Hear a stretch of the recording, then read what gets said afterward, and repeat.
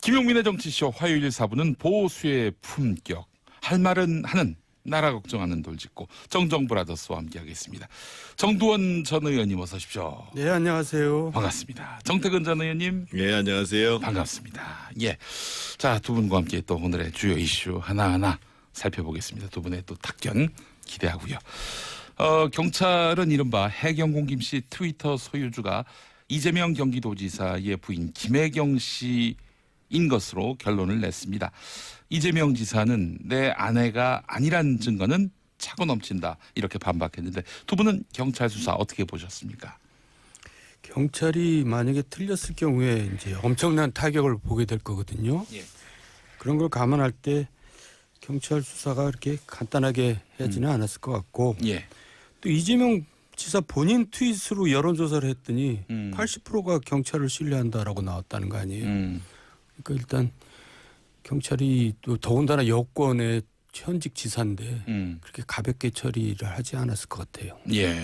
우리 정태근 의원님. 저는 경찰도 이재명 지사도 잘 이해가 안 되는 측면을 제가 좀 지적하고 싶은데요. 예. 일단 그 기소 의견으로 송치를 19일 날 하겠다라는 그 보도 자료도 아니고 기사를 토요일 날 아침 8시에 흘렸어요. 예. 보통 신문 기자들은 토요일 날 근무하지 않는 날이거든요. 쉬죠. 일요일 날 신문이 안 나오기 때문에. 그 뉴스를 웬만하면은 일요일에 생산하는 그래서 이제 경우가 그게 많은데. 그 기사가 주말을 도배를 했어요. 그리고 근데 토요일이 무슨 날이었냐면 그 무슨 일산인가 어디서 그 아태평화 무슨 국제대회가 열렸잖아요. 네. 그래가지고 북한에서 아태평화위원회 부위원장 이종혁이라는 사람이 와가지고 뭐 막 돌아다니고 아마 정상적이었으면은 아마 이제 이재명 지사가 가서 환송한다고 그러고 막 화면발 나왔을 날이에요. 네. 근데 이틀 동안 이 지사가 두문불출했다는 거 아니에요. 그래서 어제 아침에 이제 쓰레기 박스 들고 분리수거 박스 들고 나왔다는 거 아니에요. 네. 그런 거 봐서는 경찰도 상당히 지금 감정적이다 이런 얘기를 하고 네. 또 한 가지는 아이폰을 왜 압수수색 안 했냐 그랬더니만 총장이 명확하게 얘기를 안 해요. 좀 이상하지 않아요? 경찰청장이. 그러니까요. 예. 그러니까 수사는 제대로 했다 이렇게 얘기하면서 가장 확실한 물증이 되는 아이폰에 대해서는 도대체 어떻게 된 거냐 물어봤더니만 아마 압수수색이 기각됐을 가능성이 굉장히 크겠지요. 제대로 했다는 거 봐서는. 예. 그래서 근데 지금 그래서 이제 경찰이 제가 보기에는 뭔가 지금 확실하다고 하는 지금 우리 정도원 선배님이 말씀하신 물증을 지금 숨기고 있어요 지금. 재판 때 꺼내려고. 그러니까 네. 뭔가 좀 그 석연치 않은 점이 있는 거고. 네. 이 지사도 참 좀 이해가 안 되는 게 이 지사가 어제 뭐라고 얘기했냐면 경찰이 진실보다는 권력을 선택했다. 네. 저들이 바라는 바 이 저열한 정치 공세의 목표는 이재명으로 하여금 일을 못하게 하는 것이다. 여기 저들이 누구냔 말이에요. 저들이 누구냔 말이에요. 그다음에 또 무슨 얘기를 했냐면요. 예. 돈 먹은 사람은 돈 먹은 대로 처벌받으면 된다. 그날 무슨 일이 있었냐면 예. 검찰에서 송인배 비서관 기소 얘기가 있었어요. 그래서 저도 야 이거 어디까지 가려고 그러는 거냐. 그래서 상당히 이해가 좀 안 갔어요. 그리고 또 이해가 안 되는 측면이 뭐냐면 그 아이폰 있잖아요. 예. 2016년 9월 달부터 작년 4월 달까지 썼다는 아이폰 있잖아요. 이재명 지사 같은 법률적 지식이 있는 사람 입장에서 보면 자신들이 안 했다. 이 김혜경 씨가 안 했다. 그러면 그게 결정적인 증거예요. 왜냐하면 그 트위터에 보면 아이폰으로부터 올라왔다 이런 게 다 나오거든요. 예. 근데 아이폰에는 복구를 하게 되면 그게 나오거든요. 근데 그 아이폰은 어디 갔냔 말이에요. 또 한 가지 이해 안 가는 거 또 하나 얘기할게요. 예. 이게 이제 2013년부터 운영한 계정인데 4만 건이 나왔단 말이에요. 그럼 예, 하루에 28건이 올라온 겁니다. 평균으로. 예, 그래서 한 사람이 했는가도 좀 의심스러운 데다가 내용상 보면 이 지사 주변 사람이에요. 이 지사 어쨌든 뭐 여러 사람들이겠죠. 김혜경 씨든 어떻든지 간에 그러면 올린 사람을 찾아내면 될 거 아니에요. 예.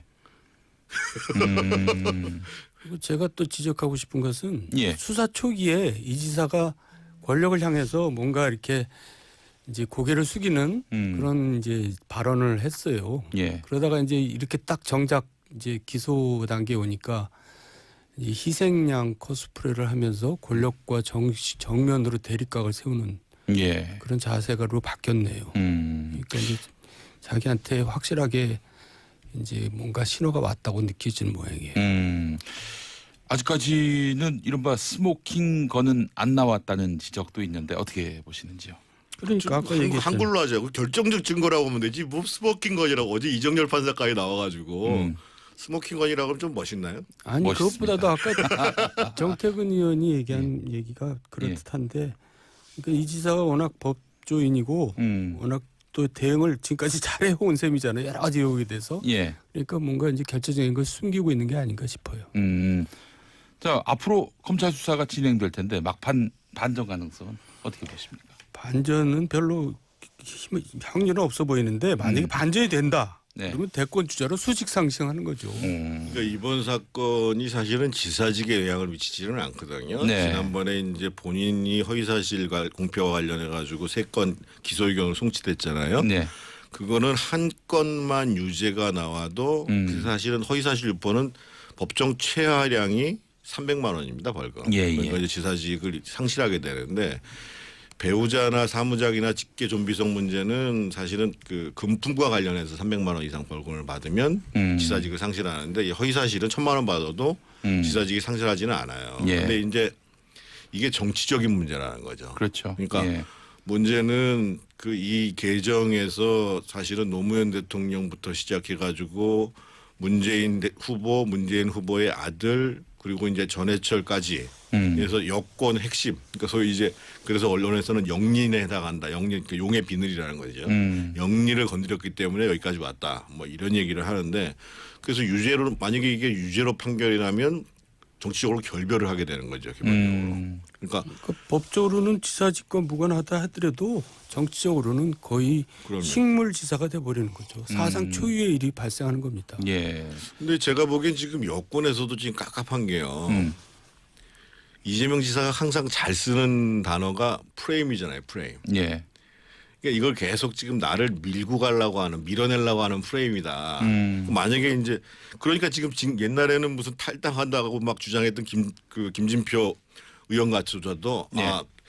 재판 결과를 좀 지켜보자 이렇게 나오고 있거든요. 근데 만약에 지금 예를 들면 이재명 지사를 계속 밀면 진짜 이재명 지사가 이거는 지금 여권에서 정부 여당 쪽에서 나를 밀어내려고 하는 프레임이다. 그래서 이게 전면전이 붙게 돼요. 그러니까 지금 여당에서도 어제 그 이해찬 대표 짜증내는 거 보고 내가 이게 참 골치 아픈 일이구나 그런 생각을 했어요. 예, 알겠습니다.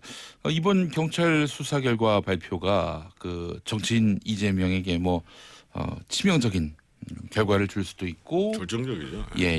이게 사실로 만약에 법원이 인정한다면 법원까지 갈 수 있을지는 아직 뭐 불명확합니다만은 법원까지 보통 선거법 위반 사건은요. 특히 이번 사건은 경과가 이렇게 돼 있습니다. 네. 전해철 의원이 고발하고 그다음에 시민 그 고발단이 만들어지고 그래서 선관위에 고발됐던 게 그게 이제 검찰로 왔다가 검찰에서 경기 남부청 사이버수사대가 수사를 해라.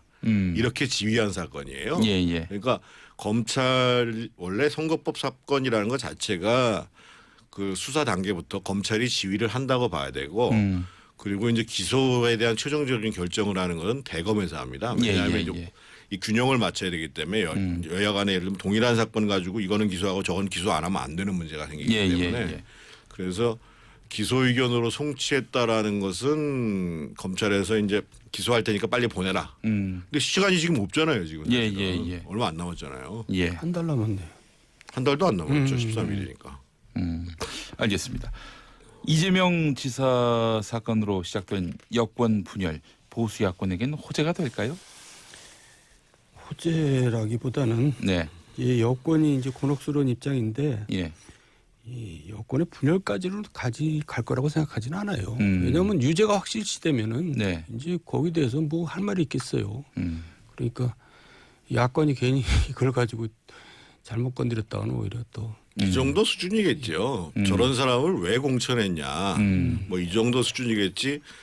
이 사건이 결정적으로 자유한국당이나 바른미래당의 반사 이익이 되는 사건은 아니고 이 사건이 너무 사실은 좀 국민들 입장에서 보면 짜증나요. 네. 그리고 경기도민 입장에서 보면 도대체 우리 지사는 도대체 뭐 하는 사람이냐. 맨날 도정과 관련 없이 다른 일로 계속 지금 이제 언론에 나고 이 도정이 진행되는 거냐. 뭐 이런 정도겠지. 그 반사이익이 뭐 야권에 간 것 같지는 않아요. 예, 알겠습니다. 다음은 자유한국당 이슈로 넘어가 보겠습니다. 김병준 비상대책위원장이 드디어 칼을 뽑은 건지 인적 청산 기준을 제시했습니다. 김용태 사무총장이 밝힌 거죠? 네. 친박 겨냥한 거 아니냐 이런 얘기가 나오던데요. 친박을 겨냥 안 하는 게 이상한 거죠. 사실 아 그렇습니까? 사태가 이렇게 생긴 게 2년 반 전에 예. 그 공천 파동부터 생긴 거잖아요. 그때 진박들이 얼마나 난리를 폈어요. 그렇다면은 전원책 변호사를 방출한 것도 실은 뭐 태극기 세력 혹은 뭐 친박 세력 끌어안아야 한다 이런 기조 그런 때문이었을까요? 의견도 있었겠죠. 그러니까 이번에 지금 이제 7가지의 원칙이라고 해서 기준을 발표했잖아요. 예, 예, 그래서 예. 앞에 거 빼면 예. 문제가 되는 지금 이제 친박을 겨냥했다고 하는 게 2016년 총선 진박 공천 연루 인사, 예. 최순실 국정농단 사태 관련 인사, 당 분열 조작 인사, 예. 존재감이 미약한 영남 다선 이렇게 해가지고 존재감이 미약한 영남다선. 예. 사실은 전원책 벼슬을 불러올 게 아니라 사무총장이 예를 들면 김용태 사무총장이 조강특위 위원장을 맡았으면 본인이 총대를 메고 예. 적어도 당의 혁신 방향은 이런 거다 해서 이런 이 기준이 객관적인 건지 잘 모르겠습니다만 네. 이 방향으로 인적 쇄신을 하겠다 해가지고 친박들하고 한판 붙을 생각을 했었어요. 근데 이제 또 복당 받아 보니까 본인이 칼을 뽑았을 경우 그렇기도 하고 저항이 매우 심할 것이다 판단했던 거 아닐까요? 그거를 감내할 생각을 안 했으면 왜 감내해야 한다. 예. 사실은 바른미래당에 남아 있었어야죠. 이미 이제 자유한국당에 다시 돌아올 때는 네. 원래 있었던 원조 친박들 가지고는 안 되고 우리가 중심이 돼가지고 보수 대통합을 해야 된다 이 생각이었잖아요. 네. 그러면 그 정도는 다 각오를 해야지 무슨 양지 걷고 무슨 뭐 요리요리 세 가지고 그게 되겠어요 이게? 그리고 칼을 너무 늦게 뽑았어요. 예, 지금 방심할 때 쳐야 되는데 방심할 때 쳐야 지금 되는데. 이제 벌써 친박들이 움직이고 있거든요. 특히 그 지방선거 직후에 그때 인적 쇄신이 필요하다 얘기 나왔을 때 그때 칼을 뽑았어야 했는데 근데 또 그때는 홍준표 대표가 이제 선거 결과와 함께 그만두면서 비상대책위원회도 꾸려지지 않았던 데였고. 아니 이렇게 했어야죠. 그러니까 김병준 비대위가 7월 17일 날 구성이 됐잖아요. 예. 그때 김병준 위원장이 우리 이제 정도원 선배님이 늘 말씀하죠. 나는 정치에 대한 욕심 없다. 보수를 확실하게 다시 세우겠다. 네. 그러고 이제 당내 혁신 작업 들어가는데 그 첫 번째는 인적 쇄신이다. 네. 이렇게 들어갔었어야죠. 그리고 그거를 김용태 사무총장한테 맡기겠다. 네. 그랬으면은 상황이 달라졌는데 지금 이제 뭐 전원책 변호사 사태까지 벌어지고 나니까 친박들이 우리 김병준 위원장은 쫙 밀면은 밀겠구나. 그러니까 슬슬 지금 밀고 있는 거죠 지금. 그래요. 저 뭐 내용을 보게 되면은 결국 사실상 친박 청산인 건데 두 분 보시기에 척 보면 아시지 않습니까? 존재감 없는 뭐 영남 다선이니 하는. 그분 지금 뭐 대략 다 그림이 그려지는데 네. 여기서 얘기할 수는 없고 아니, 지금 저 거론되고 있는 인물들 제가 한번 지금 보도된 것만 한번 추려 보면은 대구의 진박으로 불리는 저 박근혜 대통령 때문에 말하자면은 공천된 정종섭, 곽상도, 추경호 의원 어떻습니까? 거기는 좀 하수인들 같은데요. 진짜 괴수개들은 이제 따로 있는데 왜 우리 부활할 때 피를 묻히려고 그래요? 아니 근데 피를 묻혀야 될 사람들은 지금 뉴스가 될 당에서 거 아닙니까? 그래야 뉴스가 될 거 아니 근데 아니에요. 수계 중에 수계는 지금 딴 일로 지금 저기 구치소에 가 계시니까 최경환 예. 경제부총리 예. 예. 그분을 말씀하시는 거고요. 저는 이제 그 개개인보다도 이 얘기를 하고 싶어요. 예. 그때 총선이 얼마나 유리한 총선이었냐면 2016년. 야권이 분열됐었거든요. 예. 그러니까 지금 당선된 현역 의원들도 그때 국민의당 표를 많이 가져갔기 때문에 당선된 거예요. 그나마. 근데 이제 그 공천 파동 덕분에 많이 떨어졌잖아요. 예. 떨어진 한 사람 한 사람도 참 가슴 아픈 일이지만 그 지지자들이 얼마나 가슴 아파하는지 지금까지도 그 애통해해요. 다 이긴 선거인데 막판에 이렇게 공천 파동해서. 근데 그 사람들이 애통해 한다는 표현을 넘어서서 개개인의 인생이 바뀐 사람들이 많거든요. 예. 참 불쌍하게 비참하게 바뀌고 본인 얘기하는 거예요. 저도 지금? 뭐 거기에 들어갑니다만 개인사가 복잡해지는 일이 생겼는데 이런 일을 남한테 끼친 거거든요. 그 여왕님 떠받드느라고.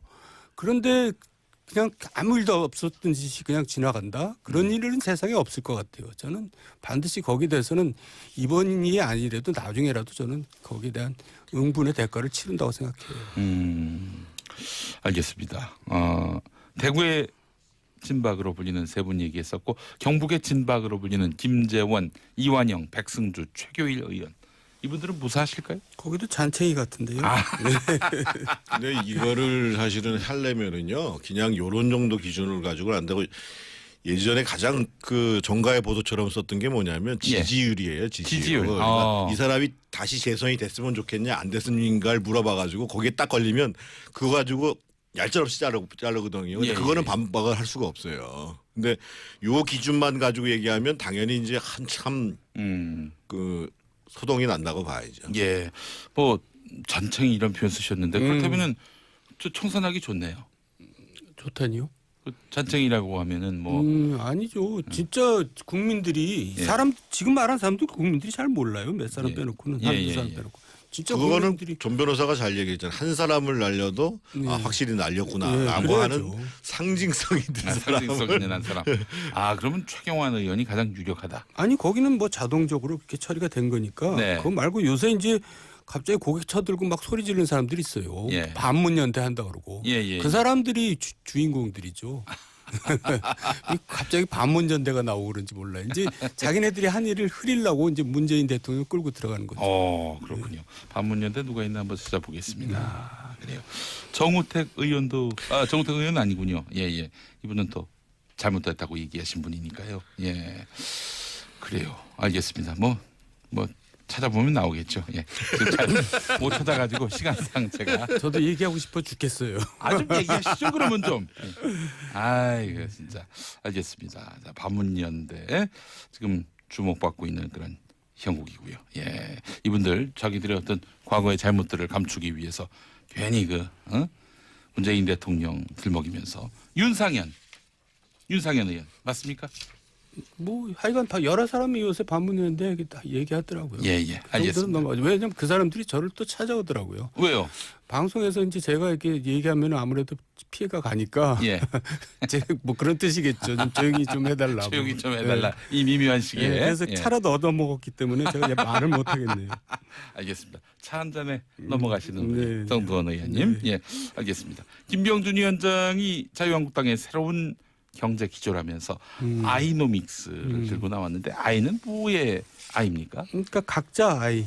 각자 아이. 네, 나 국민 나. IMO 보이 할 때 아이. 예. 나가 이제 내 새로운 생각으로 아이디어 창조하고 인벤션 혁신하고 이노베이션 예. 주도해 나가자 뭐 이제 어려운 얘기인데. 예. 근데 그 실질적인 내용을 보면은 상당히 내용이 좋아요. 제 개인적으로 볼 때는. 근데 왜 진작 하시지 왜 이제 꺼내 들었나. 너무 모든 게 늦었어요. 예.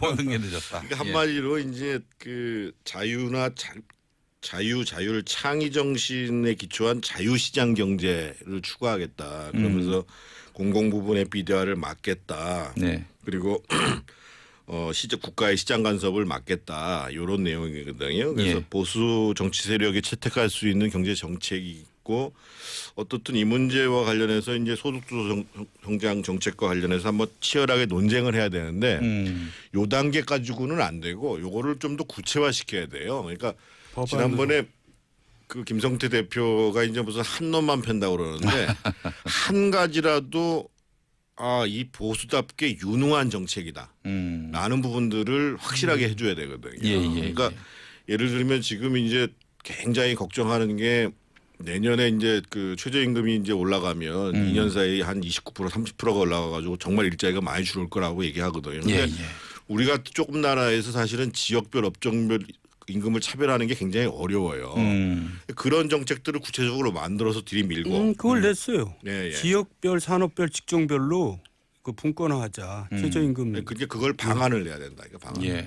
그래서 법안으로 그걸 내야죠. 부러뜨려 구체적으로 하나 이제 능력 있다는 걸 보여줘야 되고 예를 들면 이번에 지금 이제 규제 시스템 자체를 바꿔버리자겠다는 거거든요. 예, 예. 네거티브 규제 시스템으로 그러니까 명시된 규제 위에는 다 풀어준다.